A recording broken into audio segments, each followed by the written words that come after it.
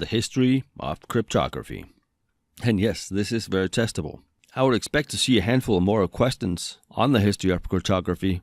It is really simple, so there's really no point in not learning this. These are easy win points, so take them and be happy for them. The Spartan Sitel is a message written lengthwise on a long thin piece of parchment wrapped around a stick. It sounds silly, but it's actually smart. I would have a stick of a certain size, I'd wrap the cloth around it, and then write my message down the stick. For each wrap of the cloth, I would add a new letter.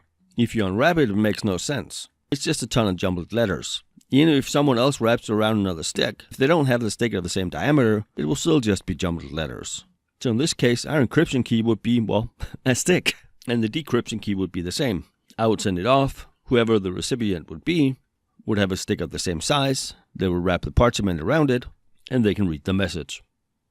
The Caesar cipher is a substitution cipher, which was, yes, used by Caesar. And it's done by switching plain text message a certain number of letters on the alphabet. If you look at the image on the right, you can see an E turns into a B, F into a C, D into an A. Again, it's incredibly easy to break now, but back then it was successful. The Visionaire cipher is a polyalphabetic cipher named after Blaise de Visionaire, 16th century French cryptographer. As you can see over here on the right, the alphabet repeats 26 times in a square, which is called a Visionaire square. You write the plain text on the x-axis and the key on the y-axis. If our plain text is CISSP and the key is Thor, and we look at the square over here, the third column is C, the first key letter is T, we follow the C column all the way down to the T, and here the first C letter from CISSP turns into a V, then a P, then a G, then a J, then an I. Our plain text is CISSP, the key is Thor, and the ciphertext is VPGJI. It would be normal to use longer keys than just Thor, and obviously the plain text also be longer, but this is the gist of it. This is how it works. A cipher disk is two concentric disks with alphabets on them. Concentric would just mean round.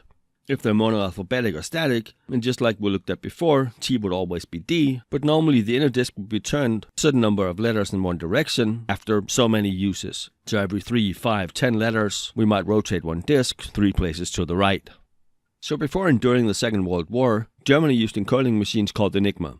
For all the secure communication, they encoded the message, and then the recipient would decode it. You may have seen the movie The Imagination Game. I thought it was an awesome movie. If you haven't, go look at it. It's the story about how a British group of scientists, under the leadership of Alan Turing, broke the Enigma encryption. In all fairness, it was broken by multiple people, as well as the UK team, a US female scientist broke it as well. And there were 2 versions of the Enigma. Early on before the war, it had 3 rotors, and that was broken by the Polish military. When the Germans realized, they just added another rotor.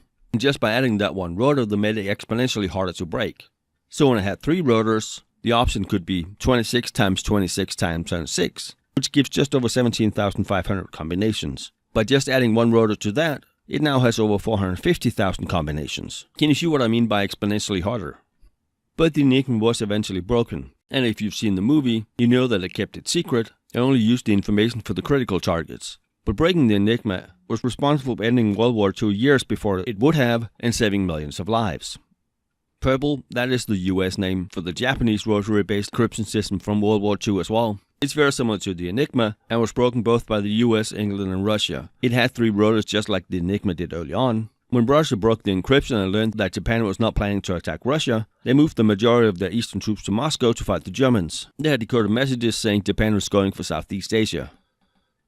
One-time pads are exactly what they sound like. They're pads that are only used once. Well, that at least only should be used once.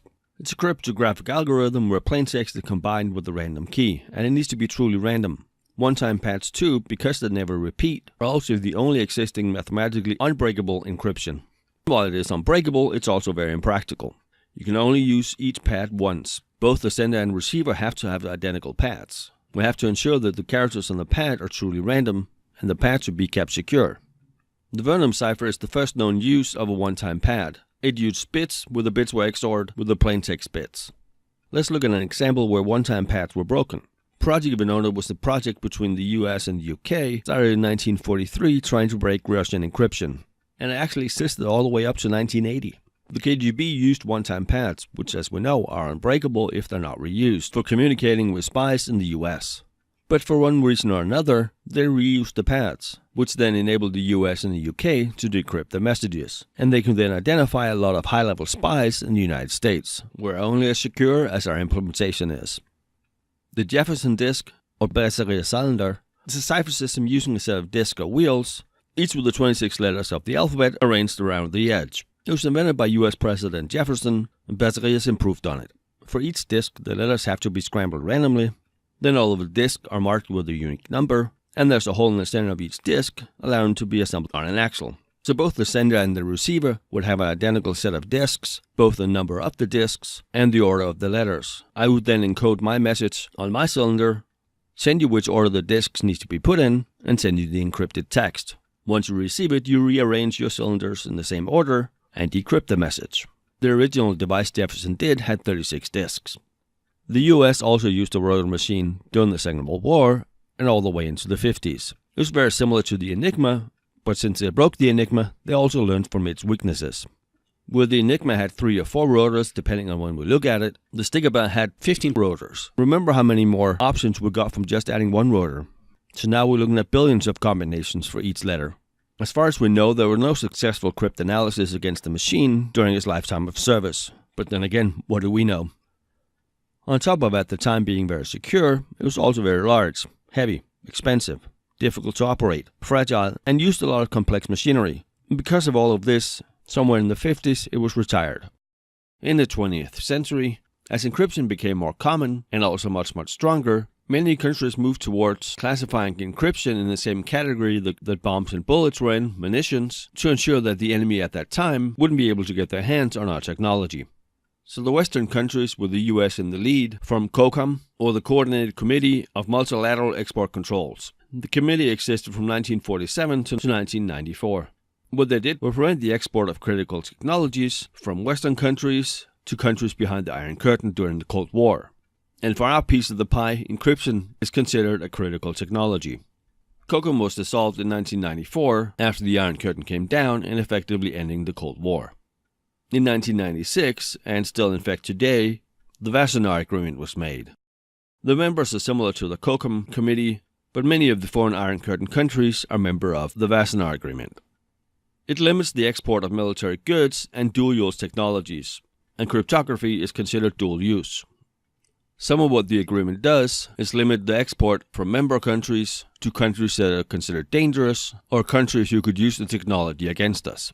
What it also does, though, is it allows some countries in the Visionaire Agreement to prevent countries from exporting too strong encryption into their countries. If their citizens have access to strong encryption, it's much harder to spy on them.